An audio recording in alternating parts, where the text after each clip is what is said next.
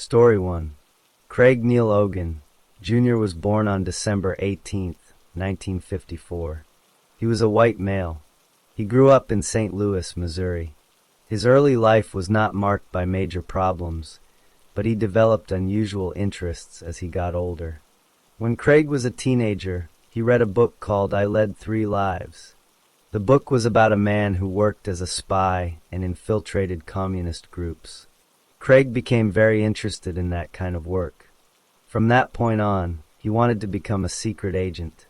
He wanted to work for the Central Intelligence Agency, which is called the CIA. He spent many years trying to get a job there. Craig was a smart person. He had a high IQ of 140, which is above average. He went to college. He also learned to speak several foreign languages. He could speak Spanish, French, and Portuguese. He believed these skills would help him become a spy. Between 1979 and 1985, Craig sold marijuana. He sold it in large amounts. He sold 100-pound lots of marijuana every week. He brought the marijuana from Florida to St. Louis.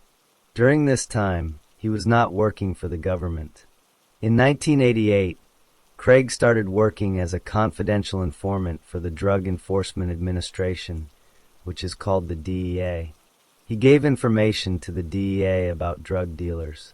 He did this because he hoped it would help him get a reference for a CIA job. He wanted to show that he could be useful to the government. Craig had a girlfriend named Linda Dunajcik. She was a nurse.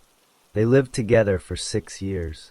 During that time, Linda saw that Craig had problems with his temper.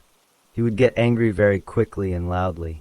He also had a habit of looking into windows of other people's homes. Linda tried to get him to see a therapist, but he mostly refused. She worried about his behavior.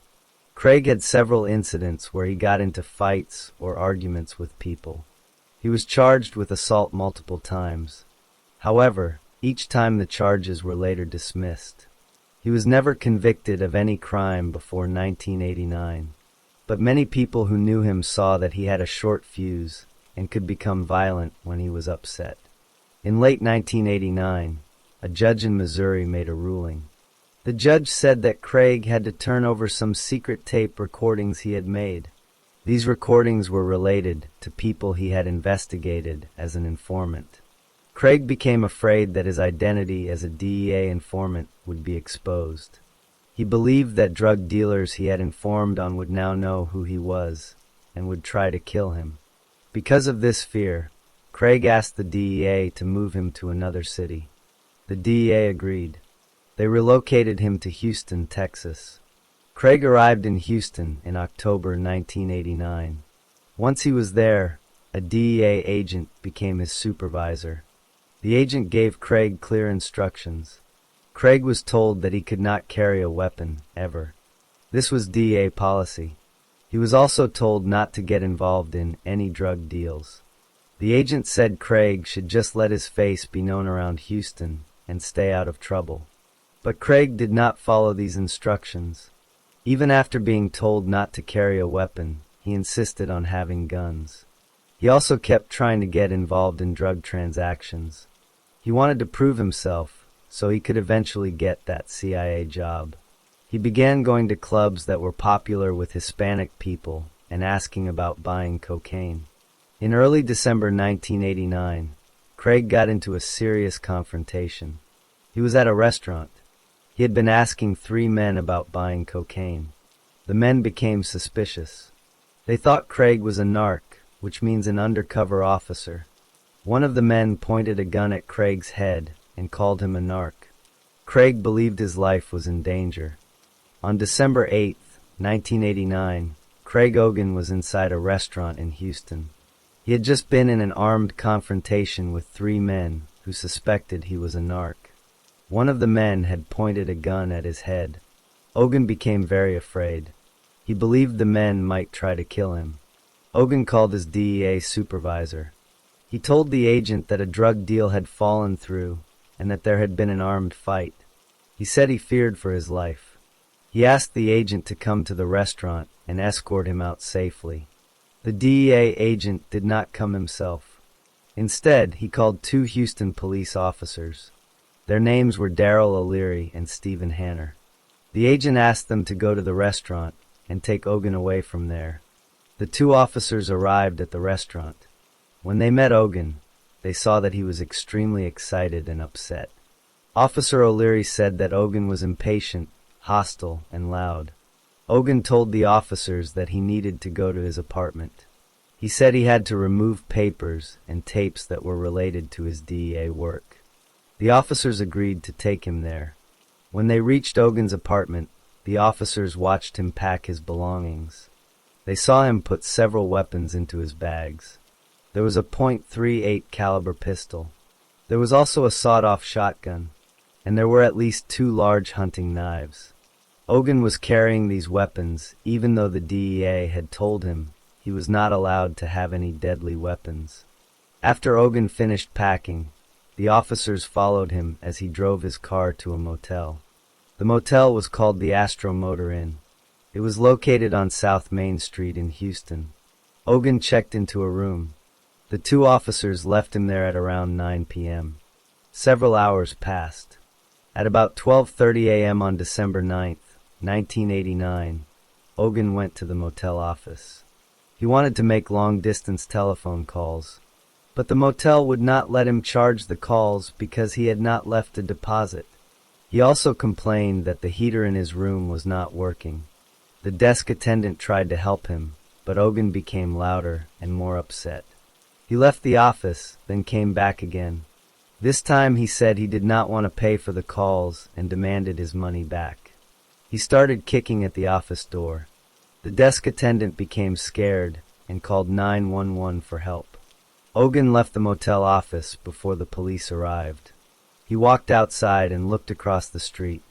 He saw a police car parked in the lot of a stop-and-go store. 2 Houston police officers were inside that car. They had pulled over another vehicle for a traffic violation. The officers were busy writing a ticket. A woman who had been involved in a domestic problem was also waiting nearby to speak with them. Ogun decided to walk across the street to that police car. He went to the passenger side. He knocked on the window. The officer sitting in the passenger seat was named James C. Boswell. He was 29 years old. Officer Boswell rolled down his window and asked Ogun what he wanted. Ogun said, "DA dropped me off out here and I'm cold." Officer Boswell told Ogun that he would need to back away from the car. He said the officers would help him as soon as they finished the traffic stop. Then Officer Boswell rolled his window back up. Ogun did not leave. He knocked on the window a second time. Officer Boswell opened the door and again told Ogun to step back and wait. Ogun repeated that he was a DEA informant and that he was cold.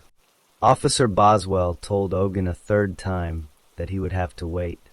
When Ogun kept demanding immediate help, Officer Boswell said, "You need to get out of here if you are not willing to step out of the way and wait. You either need to leave or you are going to jail." Officer Boswell then got out of the police car. He took his gun from his holster. He held the gun down behind his right leg so that Ogun could not see it easily. Then he reached into the police car to unlock the back door. He was trying to put Ogun into the back of the car so they could deal with him after finishing the traffic stop. At that moment, Ogun pulled out his own gun. He had been carrying it even though the DEA had ordered him not to. Without any warning, Ogun shot Officer Boswell in the head. The bullet struck Boswell in the left temple. Officer Boswell fell against the back door of the police car and collapsed to the ground. He never regained consciousness. Ogun then said, "Well, fuck you then," and started to run away. The other officer in the car was named Morgan Gaynor. He had been sitting in the driver's seat. Officer Gaynor saw his partner get shot. He got out of the car and chased Ogun on foot. As Ogun ran, Officer Gaynor fired his own gun. He shot Ogun once in the lower back, about an inch left of his spine. Ogun fell to the ground. He threw his gun down into the grass. He put his hands up and yelled, "Okay." Officer Gaynor ran up to him, handcuffed him, and arrested him. Officer Gaynor also beat and kicked Ogun while he was on the ground. Officer James C. Boswell was taken to a hospital. He died from his head wound. The crime was finished. Craig Ogun had killed a police officer. After Officer Gaynor arrested Craig Ogun, paramedics arrived at the scene. They took Officer Boswell to a hospital, but he never woke up. He died from the gunshot wound to his head. Ogun was also taken to a hospital because he had been shot in the back. Doctors treated his wound, and he survived. Houston police detectives began their investigation immediately. They collected the gun Ogun had thrown into the grass. They also took statements from Officer Gaynor, who described exactly what had happened. The desk attendant at the motel told police about Ogun's angry behavior and his kicking at the door. The two officers who had escorted Ogun from the restaurant earlier that night, Officers O'Leary and Hanner, gave statements about his weapons and his hostile attitude. The police also contacted the DEA. DEA agents confirmed that Ogun had been told not to carry any weapons. They also confirmed that Ogun had been instructed not to get involved in drug deals. The agents told investigators that Ogun had ignored both rules. The case went to trial in Harris County, Texas, in June 1990. The prosecution presented the evidence step by step. Officer Gaynor testified about how Ogun had knocked on the window, refused to wait, and then shot Officer Boswell without warning. The prosecution showed that Ogun had been carrying a gun, even though he was not allowed to. They also showed that Ogun had a history of explosive anger, including the incident at the motel just before the shooting. Ogun's lawyers argued that he had acted in self-defense. They said Ogun believed Officer Boswell was trying to shoot him. They called a psychologist named Sally Webster to testify. She said Ogun suffered from paranoia and was very anxious and fearful. But she also said these problems were not mental illnesses that made him unable to stand trial. The jury did not believe the self-defense claim. They deliberated for 5 hours. On June 25, 1990, they found Craig Ogun guilty of capital murder. Officer Boswell's parents, Sonny and Martha Boswell, were in the courtroom. After the verdict, they hugged each other. Many police officers in the courtroom had tears in their eyes. The trial then moved to the punishment phase. The jury had to decide whether Ogun should receive the death penalty or life in prison. The prosecution told the jury that Ogun was a future danger to society. They pointed to his past assaults, his explosive temper, and the fact that he had killed a police officer for no good reason. The defense asked for mercy, saying Ogun had no prior criminal convictions. The jury deliberated for 9 hours. On June 29, 1990, they sentenced Craig Ogun to death by lethal injection. Martha Boswell said she had mixed feelings. She said killing Ogun would not bring her son back, but she believed he needed to be punished. Sonny Boswell said he would not lose any sleep over the sentence. After the trial, Ogun began appealing his conviction. The Texas Court of Criminal Appeals affirmed the conviction and sentence in April 1993. The U.S. Supreme Court refused to hear his case in March 1994. Ogun filed more appeals over the next several years. He argued that his lawyers had done a poor job and that he had mental problems. All of these appeals were denied. On November 19, 2002, the date of execution arrived. Ogun was 47 years old. The execution was scheduled for 6 p.m. at the Huntsville unit in Texas. However, Ogun's lawyers filed 2 last-minute appeals to the U.S. Supreme Court. They argued that Ogun was mentally incompetent to be executed. Ogun himself did not like this argument. He told a reporter, "They're trying to sell me as a nut case. I don't appreciate that." The U.S. Supreme Court rejected both appeals. The execution was delayed by nearly 1 hour. At 7:05 p.m., the lethal chemicals began to flow into Ogun's body. Ogun was given time to make a final statement. He spoke in a firm and deliberate voice. He said, "In killing me, the people responsible have blood on their hands, because I am not guilty." He said he had acted in self-defense. He complained about police and prosecutors lying. He was still talking when the drugs took effect. He paused, then snorted and coughed. He lost consciousness. At 7:13 p.m., Craig Ogan was pronounced dead. After the execution, Martha Boswell spoke to reporters. She said, "Justice was finally served tonight. We have waited for this 12 years." She said Ogan had shown her son no mercy, so she felt no compassion for Ogan. Officer Boswell's father, Sonny Boswell, waited outside the prison in a wheelchair, holding a picture of his son. Officer Morgan Gaynor, Boswell's partner, was also present with a group of police officers on motorcycles. He said he wanted justice to be done. The Boswell family returned to Mississippi, where James Boswell was buried. Craig Ogan never got the CIA job he had wanted. He died in Huntsville, Texas, as the 286th person executed in that state since 1976. The story of Craig Ogan ends with a police officer dead, a family left without their son, and a man executed for a crime he claimed was self-defense, but that the evidence proved was murder.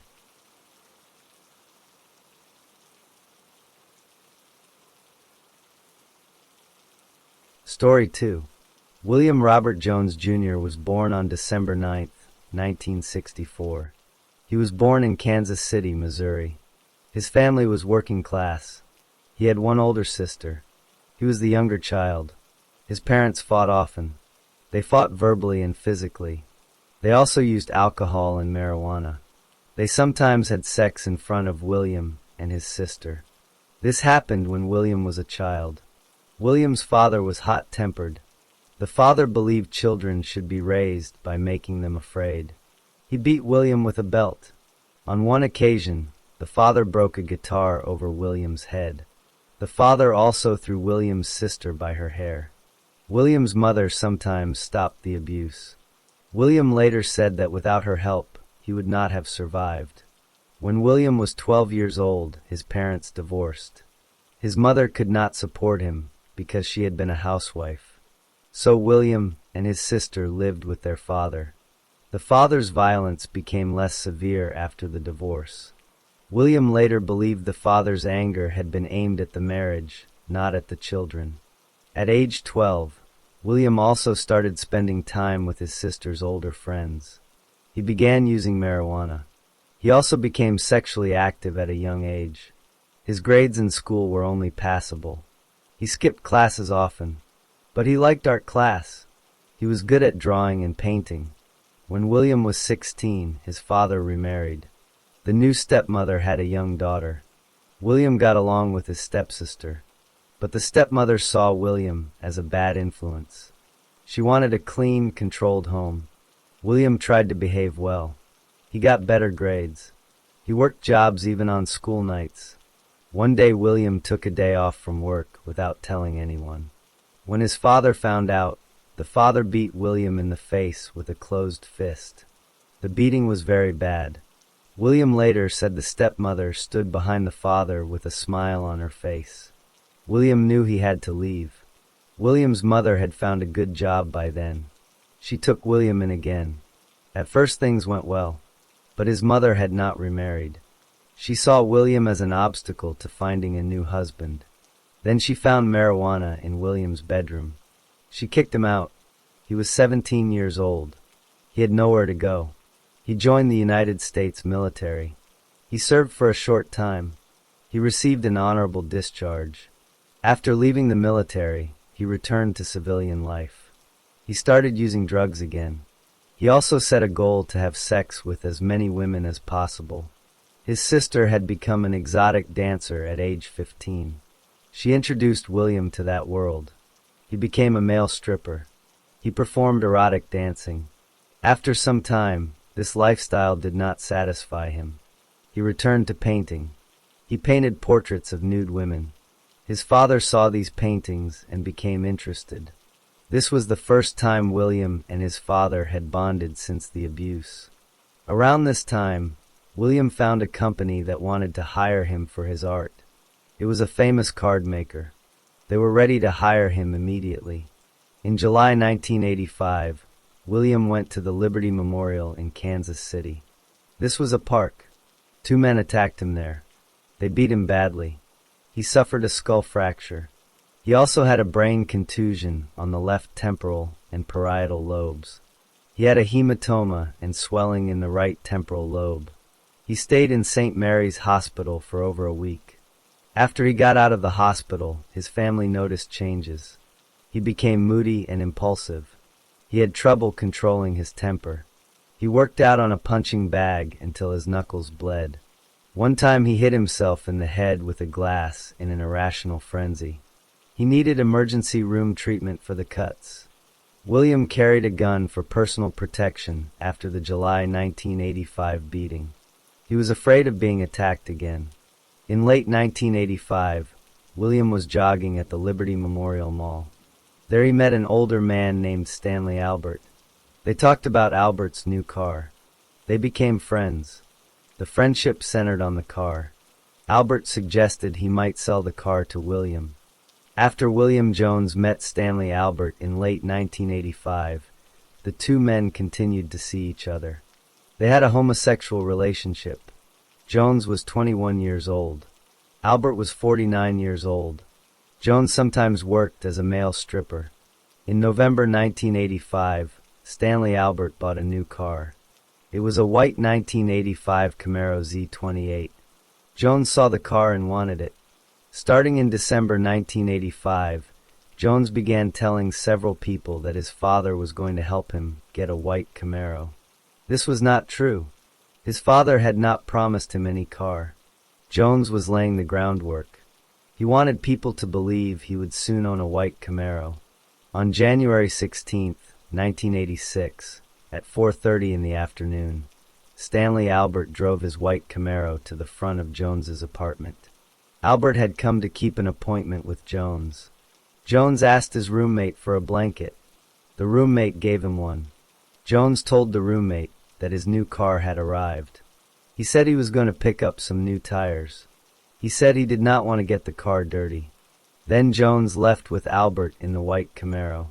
Jones and Albert drove to a wooded area near Independence, Missouri. The area was close to the George Owens Nature Center. They went to a park. They started to climb a ranger tower. While they were on the tower stairs, Albert made a sexual advance toward Jones. Jones walked down the stairs. Albert grabbed Jones by the shoulder. Jones fell down the stairs. He was dazed. Albert tried to pull Jones's pants down. Jones crawled to the car. He had brought a gun with him. He had carried the gun for protection ever since the beating in July 1985. Jones grabbed the gun. In a panic, he shot Albert 5 times. He shot him in the neck and chest. Albert died at the scene. Jones took the blanket he had borrowed from his roommate. He wrapped Albert's body in the blanket. He dragged the body through the woods. He tried to cover the body with leaves and dirt. He did not bury it completely. Jones then took Albert's white Camaro. He drove back to his apartment. He threw the gun away in a trash can at a nearby 7-Eleven store. The murder weapon was never found. Later that same evening, Jones offered his roommate a ride in the Camaro. The roommate got in the car with Jones. During the ride, Jones picked up a pair of sunglasses. He crushed them. He said the owner would not need them anymore. The sunglasses had belonged to Stanley Albert. Jones also confirmed a plan with a female acquaintance. He had already agreed to drive her to Indianapolis, Indiana, the following Sunday. He told her he would take her in his new car. Jones went to sleep. Early the next morning, January 17, 1986, Jones left his apartment. He used his roommate's credit card to buy a shovel. He returned to the apartment in the afternoon. He was now carrying the license plates that had been on Albert's Camaro. He had removed the plates from the car. Jones told his roommate that he had to give the old plates back to the man who sold him the car. He said his father was getting him new plates. This was another lie. Then Jones complained to his roommate. He said, "Well, it gets pretty tiring when you drag a dead man through the woods." The roommate heard this statement. Stanley Albert did not report to work on January 17th. He was never seen alive again. On January 19th, 1986, Jones picked up his female acquaintance. She was in Topeka, Kansas. They started driving toward Indianapolis in the white Camaro. The car now had license plates from Johnson County, Kansas. Those plates had been stolen from a different car. Jones drove very fast. He was speeding. A Missouri Highway Patrol officer tried to stop him. Jones did not stop. Instead, he sped away. He led police on a high-speed chase through Lafayette County and Saline County. During the chase, Jones compared himself and his female passenger to Bonnie and Clyde, the famous criminal couple from American history. Jones eventually abandoned the white Camaro at a farmhouse near Malta Bend, Missouri. He left the car there. After William Jones abandoned the white Camaro near Malta Bend, Missouri, he ran away on foot. Police kept searching for him. About 3.5 hours later, they found him and arrested him. At that time, the police arrested Jones for stealing the car. They did not yet know about Stanley Albert's death. Albert's body remained in the wooded area near Independence. No one found him for several weeks.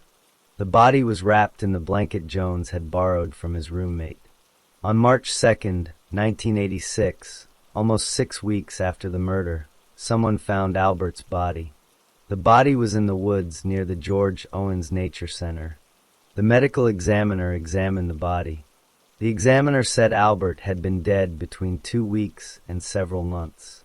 The exact time of death was hard to determine because the body had been outside for so long. The medical examiner found that Albert had been shot 5 times. 3 bullets had come from the same gun. The other 2 could have come from that gun as well. But no murder weapon was ever found. The blanket wrapped around Albert's body looked identical to the blanket Jones had borrowed from his roommate. The police traced the blanket back to Jones. On April 16, 1986, prosecutors filed a charge against Jones. They charged him with capital murder for the death of Stanley Albert. Jones's family hired 2 lawyers to represent him. Their names were John Frankham and Kenneth Morgans. Neither lawyer had ever handled a capital murder case before. Neither had handled any first-degree murder case before. The family paid them only $3,000 forfeiture. The lawyer should expect to receive $3,000 forfeiture. The lawyer should expect to receive $20,000. The trial started on November 3, 1986. Jones did not testify during the guilt phase of the trial. The jury heard the evidence. They heard that Jones had borrowed a blanket, left with Albert, returned with the car, and made statements about dragging a dead man through the woods. They heard that Jones had crushed Albert's sunglasses. They heard that Jones had bought a shovel and removed the license plates. They heard that Jones had run from police in Albert's car with stolen plates. The jury found Jones guilty of first-degree capital murder. Then came the penalty phase. The jury had to decide whether Jones would receive life in prison or the death penalty. The prosecution presented 3 witnesses. Jones's lawyers did not present any evidence to try to save his life. They did not bring up his abusive childhood, his head injuries, or his mental condition. They did not call any doctors or family members to speak for him. Jones testified during the penalty phase. He denied involvement in the murder. He did this because his lawyers told him to. The jury decided on the death penalty. On February 13, 1987, the judge sentenced William Robert Jones, Jr. to death by lethal injection. After the sentence, Jones and his new lawyers filed many appeals. They argued that his trial lawyers had been incompetent. They said the lawyers should have gotten a mental evaluation. A neuropsychologist named Dr. William O'Connor later evaluated Jones. Dr. O'Connor said Jones suffered from ego-dystonic homosexuality, which means he felt deep conflict about his sexual orientation. He also said Jones had borderline personality disorder and brain damage from the July 1985 beating. Dr. O'Connor believed Jones entered a panicked or dissociative state when Albert made a sexual advance. But the courts rejected these arguments. The Missouri Supreme Court upheld the conviction in 1988. The United States Supreme Court refused to hear the case. Later appeals in state and federal courts also failed. In 2001, a federal appeals court denied Jones's request for a new hearing. Jones married a woman from Austria named Gertie in January 2001. They had met on the internet. European governments and human rights groups asked Missouri to spare Jones's life. But the governor of Missouri, Bob Holden, refused to grant clemency. On November 20, 2002, at the Potosi Correctional Center in Missouri, William Robert Jones Jr. was executed by lethal injection. He died at 12:04 a.m. His last words were read aloud after his death. He said he was sorry for what had happened and that the victim's family had suffered a great loss. But he also said that after 17 years in prison, the execution gave the family either closure or vengeance. He prayed for them. Albert's children, Robin Gotze and Chris Albert, said they felt closure. They said 17 years was not long enough, but justice was served. They had missed their father at their weddings, at the births of their children, and at high school graduations. The murder weapon was never found. The white Camaro was recovered, and the story of William Jones ended on the execution table in Missouri.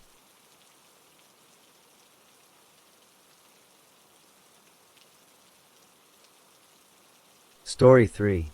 William Wesley Chappell was born on September 26, 1936. He was a white male. He grew up in the United States, but not many details about his childhood are known to the public. As an adult, he lived in Fort Worth, Texas. He owned and ran a boat shop there. His business was called a boat shop because he worked on boats for customers. In the early 1980s, Chappell was in his mid-40s. He was between 43 and 44 years old. Around the year 1981 or 1982, he met a young woman named Jane Sitton. Jane was not an adult. She was 14 or 15 years old at the time. Despite the large age difference, Chappell began dating her. Their relationship lasted for about 2 years. They stopped seeing each other in 1983 or 1984. Jane Sitton already had a young daughter. The daughter was 3 years old. The child's name was Elizabeth. Jane was not married. During the time Chappell dated Jane, he attended high school events with her. He went to football games. He also went with her to the senior prom. In May 1984, something happened that changed everything. Jane Sitton's half-brother, whose name was Jeffrey Lindsay, was watching television with Elizabeth. The child was then 3 years old. A kissing scene came on the television. Elizabeth then said out loud, "That's what me and Bill do." Jeffrey heard this. He told his mother, Martha Lindsay. Martha Lindsay was Jane's mother and Elizabeth's grandmother. Martha Lindsay reported what she heard to the police. The police began an investigation. In May 1984, Chappell was indicted. An indictment means the state formally charged him with a crime. The crime was indecency with a child. The child was Elizabeth, Jane's 3-year-old daughter. The case took time to go to trial. The trial happened in May 1987. In that trial, Jane Sitton testified against Chappell. She said that Chappell used to beat her. She also said he threatened to kill her unless she allowed him to molest her daughter. Other family members also testified. Jeffrey Lindsay testified. Martha Lindsay testified. Jane's father, Albert Sitton, also was part of the family. They all told the court what they knew. At the end of the trial in May 1987, the jury found Chappell guilty. The charge was 1 count of indecency with a child. The judge sentenced him to 5 years in prison. However, Chappell did not go to prison right away. He was released on bond. A bond is money paid to the court to stay free while appealing the conviction. Chappell planned to appeal. That meant he wanted a higher court to review his case. After the trial ended, The family gathered outside the courtroom. Martha Lindsay was there. Other family members were there too. Chappell came out of the courthouse. He walked past the family. He looked at Martha Lindsay and spoke to her. He said, "It wasn't over yet." He also said, "I would get you for that." These were threats. Chappell did not hide his anger. He blamed the family for his conviction. After saying those words, Chappell left the courthouse. He went home to his wife. At that time, Chappell was married to a woman named Sally Hayes. He told his wife about the threats he had made. He also told her that he did not molest Jane's daughter. He said the family was lying. He told Sally Hayes that the family was after his money. He then said something very serious. He said he wanted to do away with the Lindsay and Sitton family. That meant he wanted to harm them or kill them. Sally Hayes listened to her husband. She knew what he was planning. But at that time, no crime had been committed yet. Chappell was still free on bond. He was waiting for his appeal to be heard. He was angry. He had promised revenge. And he had a wife who knew about his plans.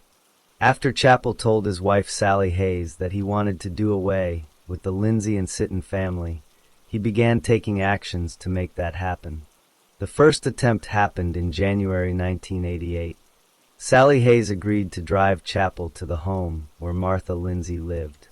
At that time, Martha Lindsay lived in Fort Worth, Texas, with her husband Elbert Sitton and her daughter Jane Sitton.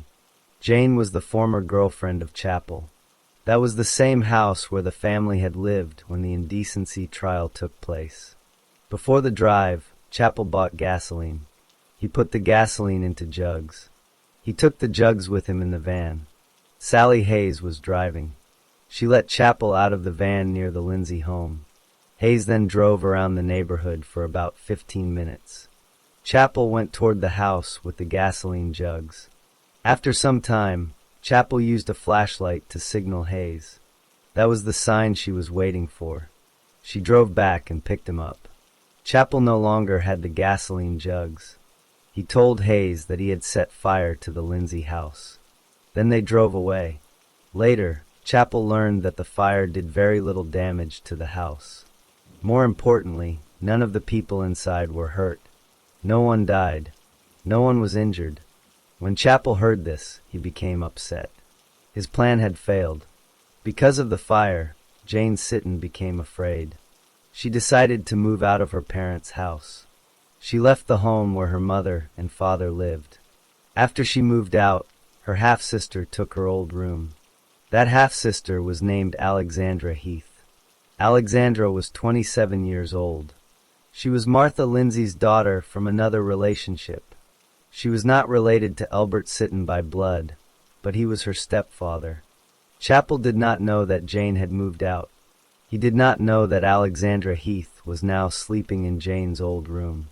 In February 1988, Chappell and his wife Sally Hayes went to a gun show. At the gun show, Hayes purchased several items. She bought ammunition. She bought an extra barrel for a gun.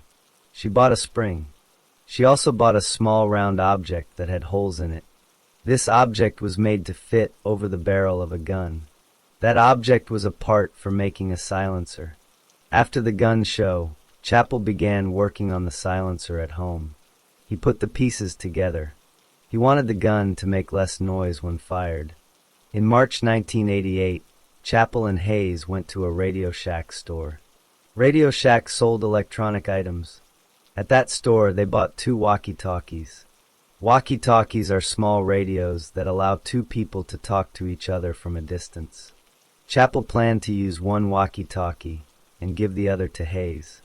That way, she could wait nearby, and he could call her when he was done. In April 1988, something changed Chappell's money situation.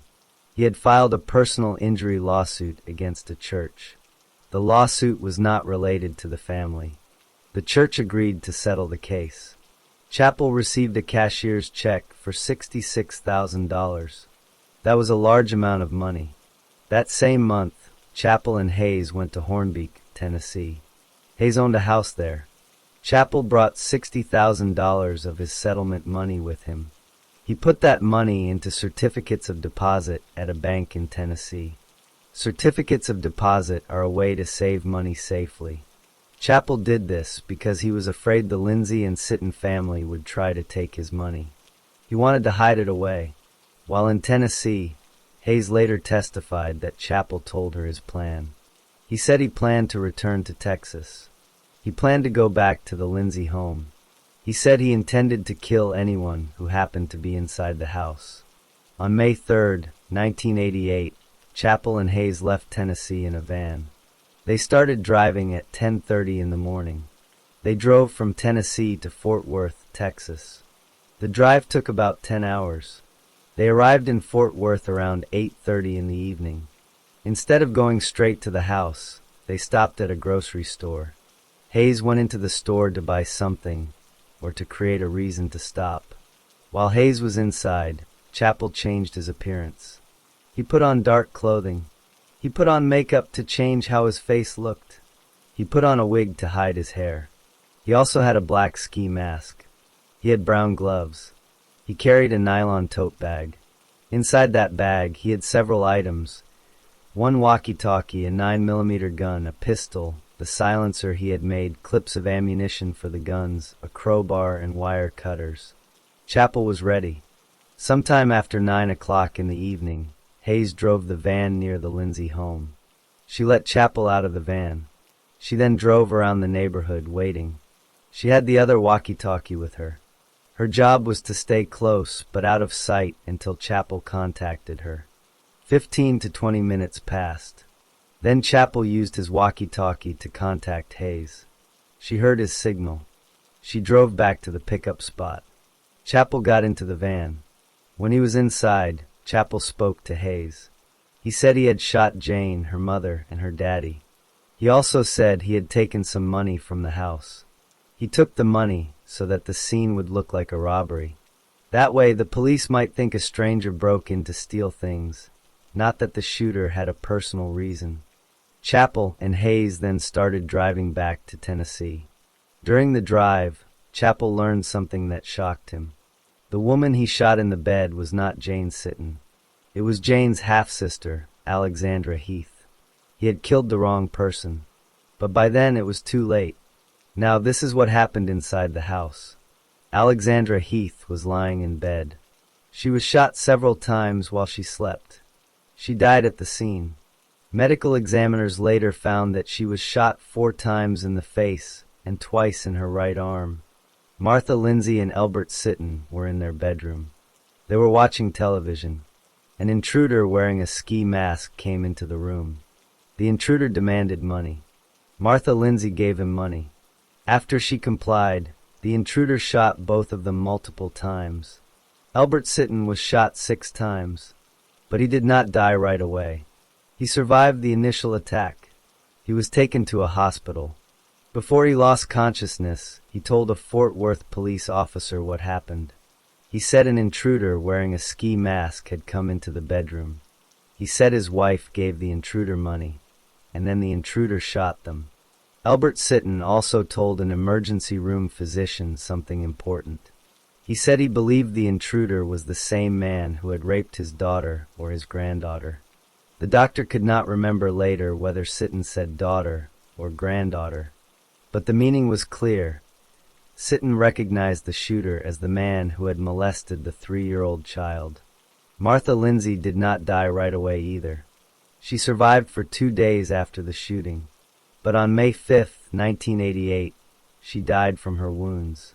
Elbert Sitton stayed in the hospital for 2 months. He was treated for his wounds, but they were too severe.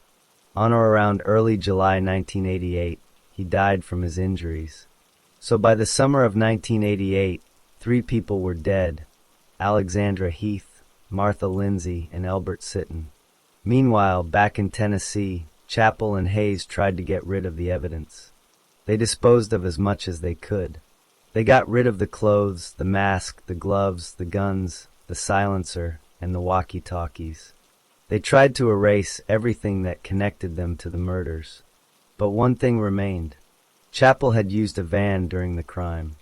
That van was not his own. It belonged to an acquaintance.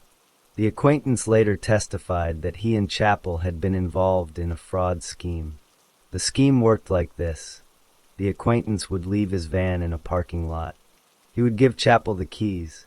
Then he would report the van as stolen to the police. That way they could collect insurance money. The van that was used in the murders was the same van from that scheme. On May 8, 1988, 5 days after the murders, Chappell brought the van back to the acquaintance's property. He left it there. The acquaintance later told police that he felt Chappell was trying to frame him for the murders. Because the van was connected to the crime scene, anyone who owned it might look guilty. But Chappell made a mistake. He did not know that Elbert Sitton had survived long enough to speak to police. He did not know that Sitton had identified the shooter as the same man who molested the child. He did not know that his own wife would later turn against him. At this point, the murders were done. The victims were dead or dying. The killer had fled to Tennessee. But the police had not yet arrested anyone. That would come later. After the shooting on May 3, 1988, the first officer arrived at the Lindsay home in Fort Worth. Inside, police found Alexandra Heath dead in her bed.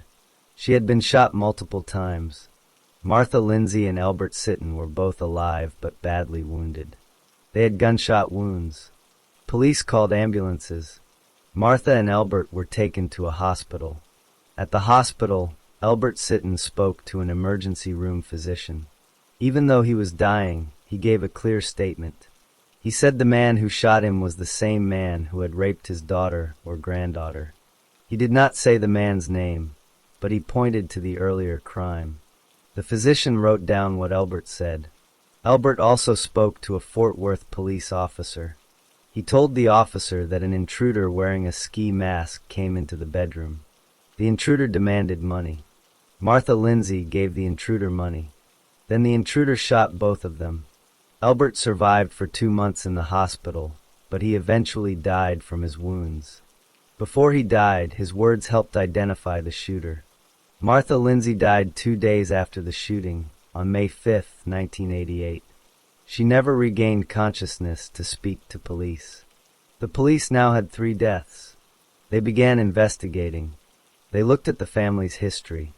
They learned about the indecency trial from 1987. They learned about the threats Chappell made outside the courtroom. They learned about the fire in January 1988. They also found out that Chappell had married a woman named Sally Hayes. Police interviewed Sally Hayes. At first, she may not have told everything, but later, she agreed to cooperate with prosecutors. In exchange for her testimony, Hayes received a probated sentence. A probated sentence means she did not have to go to prison as long as she followed certain rules. She agreed to tell the court the truth about what Chappell had done. Hayes testified about the gasoline jugs and the failed fire in January 1988. She testified about going to the gun show and buying parts for a silencer. She testified about buying walkie-talkies. She testified about driving Chappell to the Lindsay home on May 3, 1988. She testified that he changed clothes and wore a wig and makeup. She testified that he carried a bag with guns, a silencer, and ammunition. She testified that she waited and picked him up 15 to 20 minutes later. She testified that Chappell told her he had shot Jane, her mother, and her daddy. She also said Chappell took money to make it look like a robbery. That testimony was very strong evidence against Chappell. Another witness came forward. This was the acquaintance who owned the van used in the murders. He testified that he and Chappell had a fraud scheme together. They pretended the van was stolen so they could collect insurance money. He said that on May 8, 1988, Chappell brought the van back and left it on his property. The witness believed Chappell was trying to frame him for the murders. The police later seized the van because it had been used in the crimes. Chappell was arrested and charged with capital murder. The charge was for killing Alexandra Heath during a burglary. Texas law allows the death penalty for capital murder. The first trial happened in 1989. On November 19, 1989, a jury found Chappell guilty of capital murder. On November 22, 1989, the trial court sentenced him to death. However, Chappell appealed. On February 3, 1993, the Texas Court of Criminal Appeals reversed the conviction. The court found that the trial judge made an error during jury selection. The judge allowed a second shuffle of the jury pool. That was not allowed under Texas law, so the case was sent back for a new trial. A second trial began in October 1993. But before the trial was finished, the judge declared a mistrial. A mistrial means the trial stops without a verdict. This happened because another death row inmate named Ricky Lee Green confessed to the murders. Prosecutors believed that Green and Chappell had worked together on a plot. Green was not telling the truth. Green was later executed in 1997 for a different murder. Because of the false confession, the judge stopped the second trial. A third trial began. On October 9, 1996, a jury again found Chappell guilty of capital murder. On that same day, after a separate punishment hearing, the trial court sentenced him to death for the second time. Chappell appealed again. He raised 7 claims of error. On October 13, 1999, the Texas Court of Criminal Appeals rejected all 7 claims. The court affirmed his conviction and death sentence. Chappell did not ask the United States Supreme Court to review the case at that time. Chappell also filed a state habeas corpus petition, that is a request to review whether his imprisonment was legal. On November 24, 1999, the Court of Criminal Appeals denied relief. He then filed a federal habeas corpus petition. On February 7, 2001, a federal district court denied relief. He appealed to the Fifth Circuit Court of Appeals. On April 9, 2002, the Fifth Circuit denied him a certificate of appealability. That meant he could not take his case further in that court. On September 5, 2002, Chappell asked the United States Supreme Court to review his case. On November 20, 2002, the Supreme Court denied his final appeal. On November 13, 2002, 1 week before the scheduled execution, Chappell filed a motion asking for new DNA testing. He wanted a third DNA test. The trial court denied that motion. He also filed another state habeas application, but it was denied. On November 20, 2002, William Wesley Chappell was executed by lethal injection in Huntsville, Texas. He was 66 years old. At the time, he was the oldest person executed in Texas since the state took over executions from counties in 1924. Before the drugs were given, Chappell made a final statement. He said he did not commit the murders. He said it was not in his nature. He told Jane Sitton, who watched through a window, that he did not molest her daughter. He said 2 DNA tests had been done, and none matched him. He said he wanted a third test, but it never happened. He told the witnesses that they were murdering him, and that they should go to church and pray for forgiveness. He was still speaking when the lethal injection began. The drugs took effect quickly. He gasped twice and then was silent. He was pronounced dead at 6:17 p.m. After the execution, Jane Sitton, who was then 38 years old, said it was over. She said there was no more chance of appeals. The child who had been molested, now grown, said she remembered what happened and that Chappell was not man enough to admit what he did. The case of William Wesley Chappell ended on November 20, 2002, with his death by lethal injection in the Huntsville prison.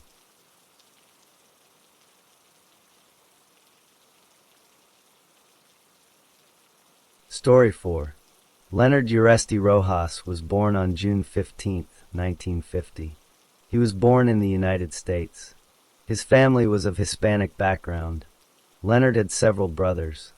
One of his brothers was named David Rojas. David was younger than Leonard. Leonard grew up like many other children. There is no public information about his parents or his early home life. He went to school. He finished his basic education. When he became old enough, Leonard decided to join the United States Army. The Army sent Leonard to Germany. He served as a soldier there. While he was in Germany, Leonard broke the law. He committed a drug offense. The Army caught him. He was sent to prison in Germany for that crime. This was his first known prison sentence. After Leonard left the Army, he moved to California. In 1976, he was arrested in California. He was convicted of selling heroin. The court also found that he was a narcotic drug addict. On May 24, 1976, Leonard was committed to a facility for drug addiction treatment. He served time for this crime. Leonard moved again later. He went to Nevada. In 1990, he was arrested there. He was convicted of possessing and selling cocaine. On April 16, 1990, the court sentenced him to 5 years in Nevada State Prison. Leonard served that sentence. By the early 1990s, Leonard was out of prison. He moved to Alvarado, Texas. Alvarado is a small town south of Fort Worth. He lived there with a woman named Jo and Reed. She was his common-law wife. That meant they lived together as husband and wife, but were not legally married. Jo and Reed was 34 years old. She was white. Leonard's brother David Rojas also moved into the same home. David was 43 years old. The three of them shared a double-wide trailer. They all lived together under one roof. Leonard used drugs during this time. He also drank alcohol. His past behavior included drug sales and drug use. He had spent years in prison for drug crimes before coming to Texas. One night in December 1994, the three of them stayed up late. They played dominoes together. They also used drugs. The night went on for many hours. They did not sleep. The next morning, something happened that changed everything. The morning of December 27, 1994 came after that long night of dominoes and drugs. Leonard Rojas was in the kitchen of the trailer. He was making coffee. While he stood there, he saw Jo and Reed come out of his brother David's bedroom. Leonard became suspicious. He believed that Jo and David had slept together during the night. Leonard asked Jo about this. He accused her of sleeping with his brother. Jo denied the accusation. She told him he was wrong. Then Jo and Leonard went into the master bedroom of the trailer. Once inside, Jo took off her clothes. She and Leonard had sex. After they finished, Leonard took out a .32 caliber handgun. He had gotten this gun earlier in exchange for cocaine. Without warning, he pointed the gun at Joanne's face. He shot her once between the eyes. She fell down. Leonard left her there on the bedroom floor. Leonard then walked to the bathroom. His brother David was inside the bathroom. Leonard knocked on the door or called out to him. David opened the door. Leonard raised the gun and shot David 3 times. The bullets hit David in the neck, the lower left side of his chest, and his right thigh. David fell onto the bathroom floor. He died there. Leonard went back to the master bedroom. He looked at Jo and Reed. He saw that she was still breathing. She was not dead yet.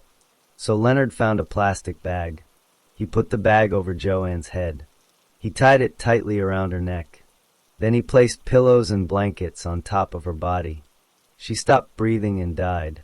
After both victims were dead, Leonard went back to the kitchen. He drank a cup of coffee. The phone rang. A friend of Joanne's called. Leonard answered and said that Joanne was sick and could not talk. The phone rang again later. A co-worker of Joanne's called. Leonard gave the same answer. He said she was ill. Leonard tried to find his car keys. He could not find them, so he left the trailer on foot. He stuck out his thumb and hitchhiked to Fort Worth. He went to the bus station there. At the station, he bought a bus ticket to Atlanta, Georgia. He got on the bus. The bus traveled south. When the bus arrived in Dallas, Leonard got off. He did not go all the way to Atlanta. He walked to security guards at the Dallas bus station. He told them that he had done something wrong. He said he was involved in a crime. Then he confessed to the guards that he had killed 2 people. After Leonard Rojas confessed to the security guards at the Dallas bus station, the guards contacted the police. Dallas County Sheriff's deputies arrived at the station. Rojas told them what he had done. He did not try to run away. He surrendered to the authorities that same day, December 27, 1994. The police alerted the Texas Rangers. Texas Ranger George Turner was assigned as the lead investigator. He went to the bus station and spoke with Rojas. Rojas agreed to give a full confession. In fact, he gave 3 separate confessions. Each one was nearly the same as the others. The police recorded one of the confessions on video. In that video, Rojas walked through the trailer and showed exactly where each shooting happened. He explained each step clearly. After getting the confessions, the police went to the trailer in Alvarado. They found the bodies of Joe and Reed and David Rojas exactly where Rojas said they would be. The evidence matched his statements. The .32 caliber gun was recovered. The plastic bag, the pillows, and the blankets were all found on Reed's body. The police had no reason to doubt Rojas's account. On January 27, 1995, a grand jury indicted Leonard Rojas for capital murder. The charge was based on killing David Rojas while also trying to kill Joe and Reed. Texas law allows the death penalty for killing more than one person during the same event. The trial took place in the 249th District Court of Johnson County, Texas. Rojas pleaded not guilty. The trial began in May 1996. The prosecutors presented Rojas's own confessions to the jury. They played the videotaped walkthrough. They showed the physical evidence from the trailer. The defense did not argue that someone else committed the crime. Rojas had admitted everything. On May 22, 1996, the jury found Leonard Rojas guilty of capital murder. The trial then moved to the punishment phase. The jury had to decide between life in prison and the death penalty. The prosecutors told the jury about Rojas's past crimes, the drug offenses in Germany, California, and Nevada.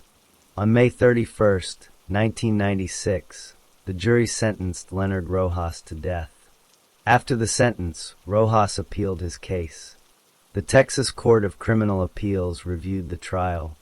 On September 23, 1998, the court affirmed the conviction and the death sentence. That meant the appeals court found no major errors. Rojas then needed to file a federal appeal. A lawyer named David Chapman was appointed to help him. Chapman missed an important deadline for filing the federal appeal. Later, other lawyers from the Texas Defender Service argued that Chapman had done a poor job. But the federal courts still reviewed the case. On September 6, 2001, a federal district court denied Rojas's petition. The United States Court of Appeals for the Fifth Circuit also denied his request. On November 18, 2002, the United States Supreme Court refused to hear the case. With all appeals exhausted, the state of Texas set an execution date for December 4, 2002.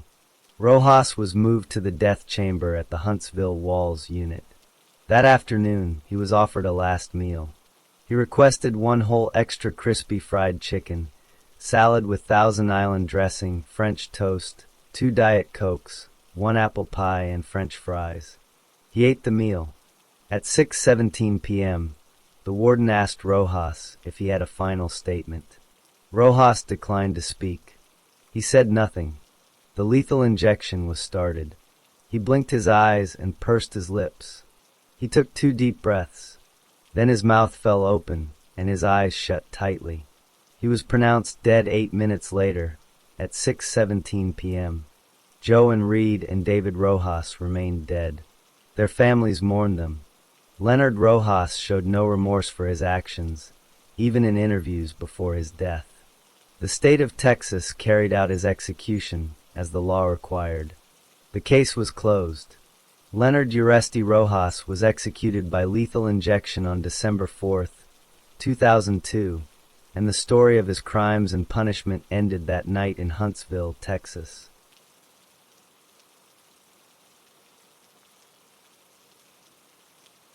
Story 5. Ernest West Baston was born on November 18, 1952. He was the youngest of 10 children. His family lived in North Carolina. His parents worked hard to raise many children. When Ernest was 14 years old, his mother died in a car accident. This event changed his life completely. He had been very close to his mother. After she died, he felt lost. He never fully recovered from losing her. His family noticed that he became more quiet and withdrawn after that. Ernest grew up feeling like a loner. He did not have many friends. He felt uncomfortable in social settings. He preferred to be by himself. Family members described him as someone who kept to himself most of the time. As a young man, Ernest got married. His marriage lasted about 5 years. During that time, he became a stepfather to his wife's children. His family said he was a good father to his stepchildren. He cared for them and provided for them. But the marriage eventually ended. After the divorce, Ernest lived alone for most of his adult life. Ernest worked as a mechanic. He owned a small repair shop in Kinston, North Carolina. He fixed cars and did other repair work. His shop was a simple place. He worked there every day. People in the area knew him as a quiet man who did his job. Over time, Ernest developed several health problems. He suffered from arthritis, which caused pain in his joints. He had kidney problems. He also had pancreatitis, which is an inflammation of the pancreas. These health issues made him feel tired and unwell much of the time. Ernest also began to drink alcohol heavily. He used drugs as well. His nephew, James Linwood Taylor, was a drug dealer. Ernest got drugs from his nephew. He drank alcohol every day. His drug and alcohol use became a regular part of his life. He used these substances to escape his problems and his depression. Doctors later said Ernest had several mental health conditions. He had a dependent personality disorder. This meant he lacked self-confidence.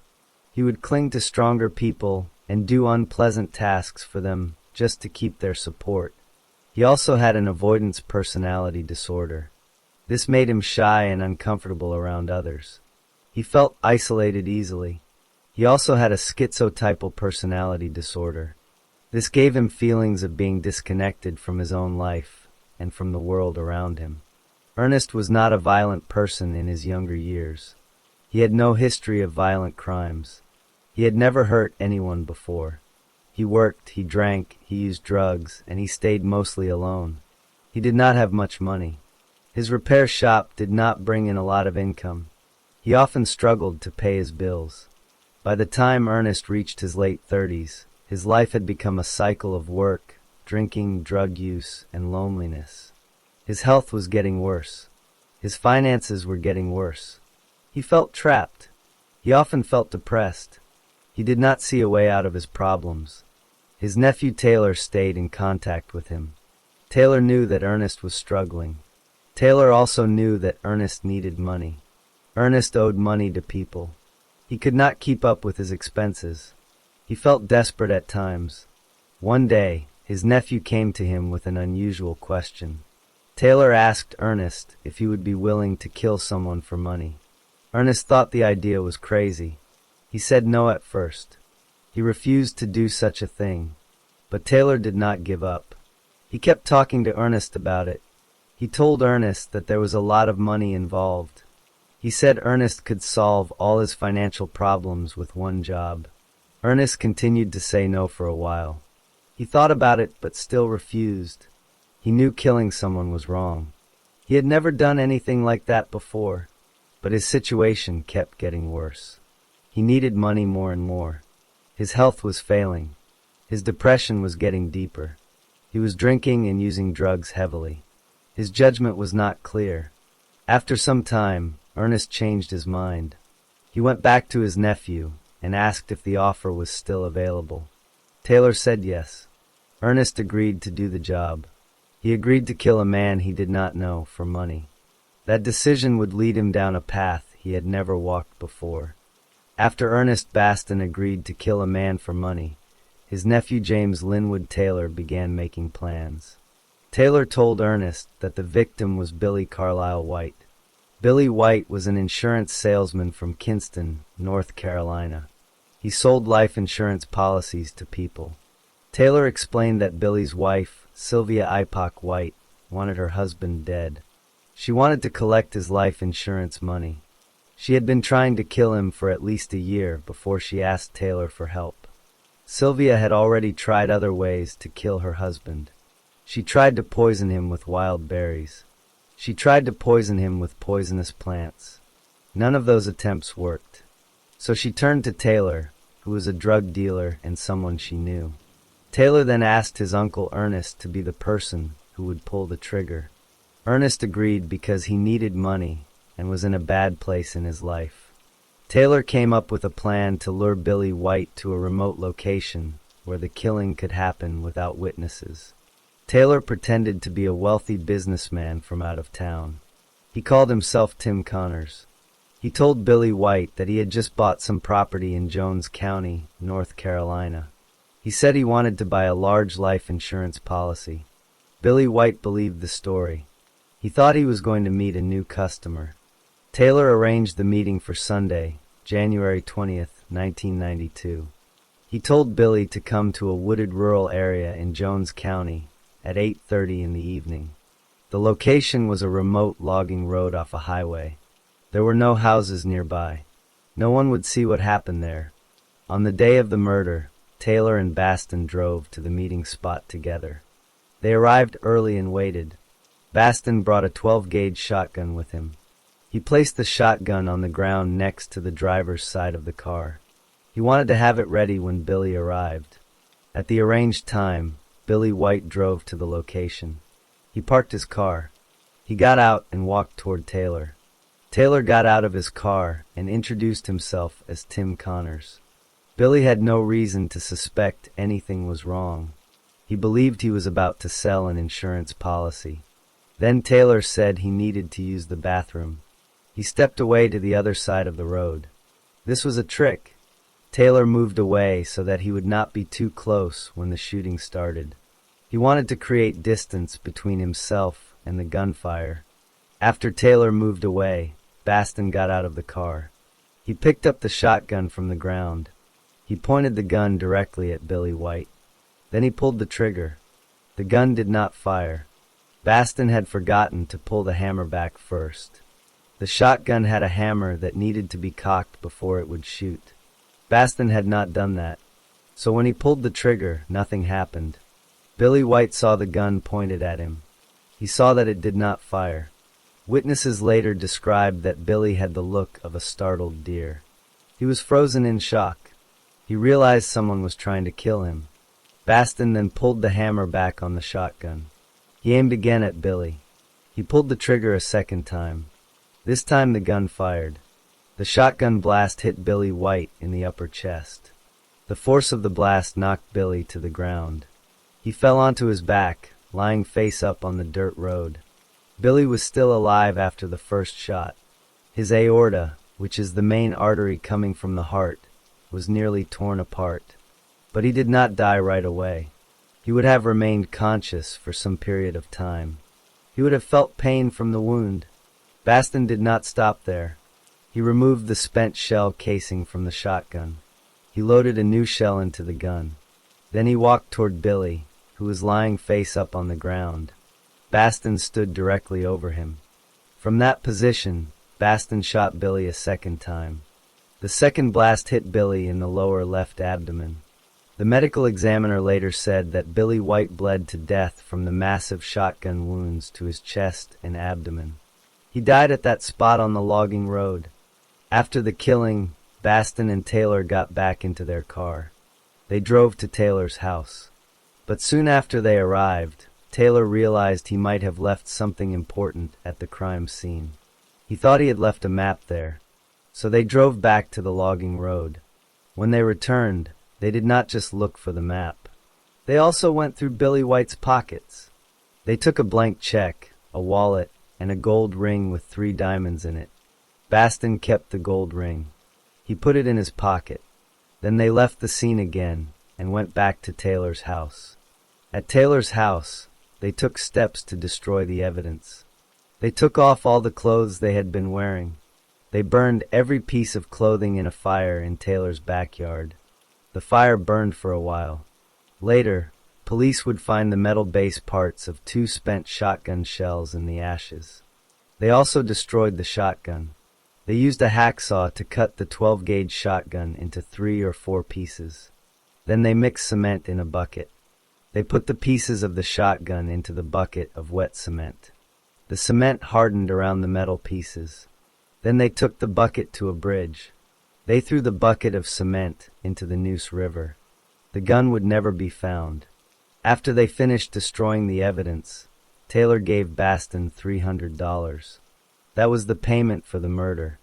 $300 was the price for Billy White's life. Baston took the money. He had killed a man he did not know for $300 because he needed the cash. The victim, Billy Carlisle White, left behind family members. He had children, including a son named Stephen White and a daughter named Teresa White Murray. They would later learn that their father was killed by a man who was paid $300 to pull the trigger. They would also learn that Billy's own wife, Sylvia, had arranged the whole thing. At the time of the murder, no one saw what happened on that logging road. No one called the police that night. The crime was hidden. Baston and Taylor believed they had gotten away with it. They had burned their clothes. They had thrown the gun into the river. They had taken anything that could identify them. For a short time, it seemed like no one would ever know what happened to Billy White. But the fire in Taylor's backyard left ashes. And inside those ashes, the metal bases of 2 shotgun shells remained. That evidence would not be discovered right away. But it was still there, waiting to be found. On February 12, 1992, about 3 weeks after the murder, police arrested James Linwood Taylor and Sylvia Ipock White. They were charged with murder. The exact reason for their arrest at that time is not specified in the records, but investigators had begun looking into Billy White's death. Once Taylor was in custody, he decided to confess.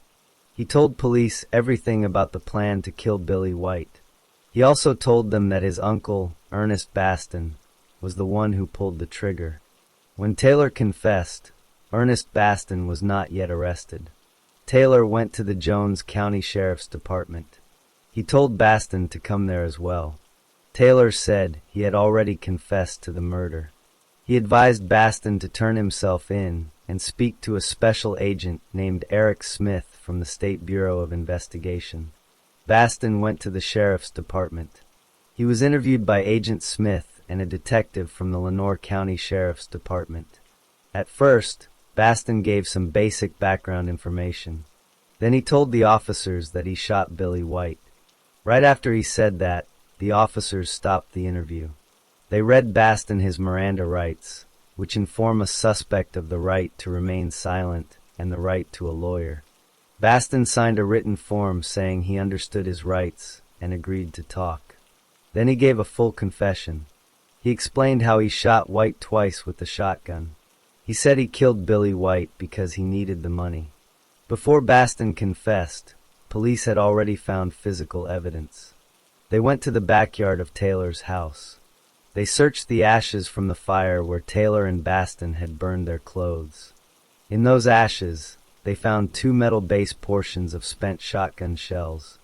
Forensic experts examined the metal pieces. They determined that the shells were 12-gauge shotgun shells. They also said the shells could have been fired from the same weapon. Police also went to Baston's repair shop in Kinston. They searched the shop and found Baston there. He had the gold ring taken from Billy White's pocket. The ring was a man's gold tone ring with 3 diamond settings. Baston had it in his pocket at the time. Police took the ring as evidence. After Baston confessed, he cooperated with investigators. He told them where to find the shotgun. They went to the bridge over the Neuse River. They recovered the bucket of cement that contained the sawed-up pieces of the shotgun. The gun was destroyed and could not be used as a weapon again, but the pieces confirmed Baston's story. Baston went to trial in Duplin County Superior Court.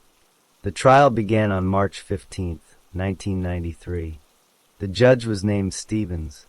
The jury heard all the evidence, including Baston's confession, the shotgun shell bases, the ring, and the testimony about the bucket of cement. The jury found Baston guilty of first-degree murder. They based their decision on the theory that Baston planned the killing before he did it, which is called premeditation and deliberation. The jury also found Baston guilty of conspiracy to commit murder. Then came the sentencing phase. The jury had to decide whether Baston would receive the death penalty or life in prison. The prosecutor argued that the murder was committed for money. That is an aggravating factor under North Carolina law. The jury agreed and found that the murder was committed for pecuniary gain, which means for financial reward. The defense presented evidence that Baston had mental health problems, including dependent personality disorder, avoidance personality disorder, and schizotypal personality disorder. They showed that he suffered from depression, that he had lost his mother at a young age, and that he had serious health issues. The jury did find some mitigating factors. They agreed that Baston was under emotional disturbance at the time of the murder. They agreed that he acted under the domination of another person, meaning his nephew Taylor. They also found that Baston showed remorse, that he took responsibility, that he confessed early, and that he cooperated with police. But they rejected the claim that Baston's ability to understand right from wrong was impaired. After weighing everything, the jury recommended the death penalty. On April 9, 1993, the judge sentenced Ernest Baston to death. He also received a separate sentence of 10 years in prison for the conspiracy charge. That 10-year sentence would begin after the death sentence was carried out. Baston appealed his case to the North Carolina Supreme Court. On December 30, 1994, that court affirmed his conviction and death sentence. Baston then appealed to the United States Supreme Court. On October 21, 2002, the U.S. Supreme Court denied his request to review the case. All appeals were exhausted. Meanwhile, the two other people involved in the murder were also convicted. Sylvia Ipock White, the victim's wife, pleaded guilty to second-degree murder. She was sentenced to life in prison. Later, she was also convicted of murdering her 4-year-old stepson in a separate case from 1973. She received a second life sentence, to be served one after the other. James Linwood Taylor, Baston's nephew, pleaded guilty to first-degree murder. He received a life sentence. Neither Taylor nor Sylvia White received the death penalty. On November 5, 2002, the North Carolina Secretary of Corrections set Baston's execution date for December 6, 2002. On December 4, 2002, Baston's lawyers asked Governor Mike Easley for clemency, which would spare his life. The governor met with both sides. The victim's family members, including Teresa White Murray, spoke to the governor and said her father was killed in cold blood. Baston's sister and brother asked for mercy. They said Baston was drunk and high on drugs supplied by Taylor. 6 of the original jurors signed statements, saying they would have chosen life without parole if that option had been available at the time. But the governor denied clemency on December 5, 2002. Baston spent his last days on death watch at Central Prison in Raleigh. For his last meal on the evening of December 5th, he did not request anything special. He ate the same meal served to all prisoners: breaded veal, brown gravy, mashed potatoes, 3-bean salad, mixed vegetables, slices of loaf bread, an orange, and fruit punch. Shortly before 2 a.m. on December 6, 2002, Baston was secured to a hospital gurney in a preparation room. Nurses started intravenous lines in both of his arms. He was covered with a light blue sheet. He wore only undershorts and socks. He was wheeled into the death chamber around 1:50 a.m. Witnesses included his sister Rose Clark, his brother Jerry Baston, and 3 members of Billy White's family. Baston made a final statement. He said, "I killed Billy White. I'm sorry for it. and I pray that his family will come to forgive me and let time heal their wounds. And that's all we can do. He added that there must be forgiveness for healing to start, and that the only way to do that is through Jesus Christ. At 2:19 a.m., the lethal chemicals were administered. Ernest West Baston was pronounced dead. He was 50 years old. The victim's son, Stephen White, said after the execution that his family could finally have some closure in their lives. Baston's sister said her brother went with courage and dignity. Ernest Baston was the 22nd person executed in North Carolina since the death penalty was reinstated in 1977, and the first executed in that state in 2002. The case ended with Baston dead, Sylvia White and Linwood Taylor serving life sentences, and Billy White's family left to remember a husband and father killed for $300 and a life insurance payout.